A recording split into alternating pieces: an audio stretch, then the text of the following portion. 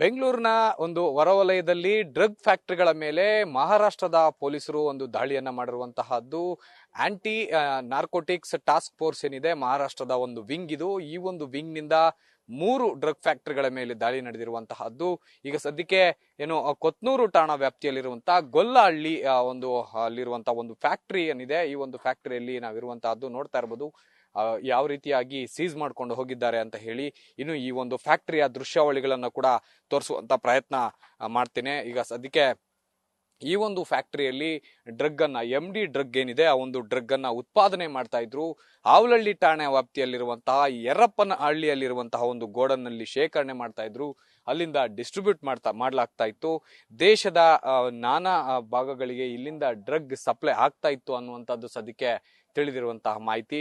ಏನು ಇಷ್ಟೆಲ್ಲ ಅಂದ್ರೆ ಬೆಂಗಳೂರಿನ ಹೊರವಲಯದಲ್ಲಿ ಒಂದು ಮಾವಿನ ತೋಪಿನಲ್ಲಿ ಈ ಒಂದು ಡ್ರಗ್ ಫ್ಯಾಕ್ಟರಿ ಇರುವಂತಹದ್ದು. ಈ ಒಂದು ಡ್ರಗ್ ಫ್ಯಾಕ್ಟರಿ ಕಂಪ್ಲೀಟ್ ಆಗಿ ನಿರ್ಜನ ಪ್ರದೇಶ, ಯಾರು ಕೂಡ ಇಲ್ಲಿಗೆ ಬರೋದಿಲ್ಲ ಅನ್ನುವಂತಹ ಕಾನ್ಫಿಡೆನ್ಸ್ ನಲ್ಲಿ ಸದ್ಯಕ್ಕೆ ಈ ಆರೋಪಿಗಳು ಈ ರೀತಿಯಾದಂತಹ ಒಂದು ಏನು ಪ್ಲೇಸ್ ಅನ್ನ ಸೆಲೆಕ್ಟ್ ಮಾಡ್ಕೊಂಡಿದ್ದಾರೆ ಅನ್ನೋಂತಂದ್ರೆ ತಪ್ಪಾಗಲ್ಲ. ಜೊತೆಗೆ ಏನು ಈ ಒಂದು ರಾಜಸ್ಥಾನ ಮೂಲದ ಕಿಂಗ್ ಪಿನ್ ಗಳೇನಿದ್ದಾರೆ ಇವರು ಇಬ್ಬರು ಯೋಗರಾಜ್ ಅನ್ನುವಂತಹ ಒಂದು ಆರೋಪಿ ಇದ್ದಾನೆ, ಆತನೇ ಕಿಂಗ್ ಪಿನ್ ಅಂತ ಹೇಳಲಾಗ್ತಾ ಇದೆ.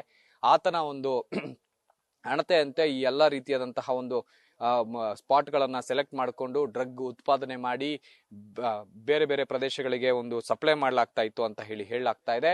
ಇದೆಲ್ಲವೂ ಒಂದ್ ಕಡೆ ಆದ್ರೆ ಬೆಂಗಳೂರು ನಗರ ಪೊಲೀಸರು ಇಷ್ಟೆಲ್ಲ ಇದ್ರೂ ಕೂಡ ಏನ್ ಮಾಡ್ತಾ ಇದ್ರು ಅನ್ನುವಂತಹ ಪ್ರಶ್ನೆ ಸಹಜವಾಗಿ ಮೂಡುವಂತಹದ್ದು. ಯಾಕೆಂತಂದ್ರೆ ಇಷ್ಟು ಏನೋ ಡ್ರಗ್ ಮುಕ್ತ ಒಂದು ರಾಜ್ಯವನ್ನ ಮಾಡ್ತೀವಿ ಅಂತ ಹೇಳಿ ಗೃಹ ಸಚಿವರು ಸಾಕಷ್ಟು ಬಾರಿ ಹೇಳಿದ್ದಾರೆ. ಆದ್ರೆ ಗೃಹ ಸಚಿವರ ಮಾತು ಈ ಎಲ್ಲವನ್ನ ನೋಡಿದ್ರೆ ಬರೀ ಮಾತಷ್ಟೇ ಅನ್ನುವಂತಹ ಒಂದು ಸಂಶಯ ಮೂಡುತ್ತೆ. ಯಾಕೆಂತಂದ್ರೆ ಇಷ್ಟು ದೊಡ್ಡ ಮಟ್ಟದಲ್ಲಿ ಸುಮಾರು 55 ಕೋಟಿ ಮೌಲ್ಯದ ಡ್ರಗ್ ಅನ್ನ ಸದ್ಯಕ್ಕೆ ಬೆಂಗಳೂರಿನ ಹೊರವಲಯ ಭಾಗದಲ್ಲಿ 3 ಫ್ಯಾಕ್ಟರಿಗಳಲ್ಲಿ ಸೀಸ್ ಮಾಡ್ಕೊಂಡು ಹೋಗಿರುವಂತಹದ್ದು ಮಹಾರಾಷ್ಟ್ರ ಪೊಲೀಸರು. ಆದ್ರೆ ಲೋಕಲ್ ಪೊಲೀಸರು ಅಂದ್ರೆ ಸ್ಥಳೀಯ ಪೊಲೀಸರು ಏನ್ ಮಾಡ್ತಾ ಇದ್ರು, ಅವರಿಗೆ ಮಾಹಿತಿ ಇರ್ಲಿಲ್ವಾ? ಮನೆ ಮನೆಯ ಪೊಲೀಸ್ ಅಂತ ಕೂಡ ಮಾಡಿದ್ರು.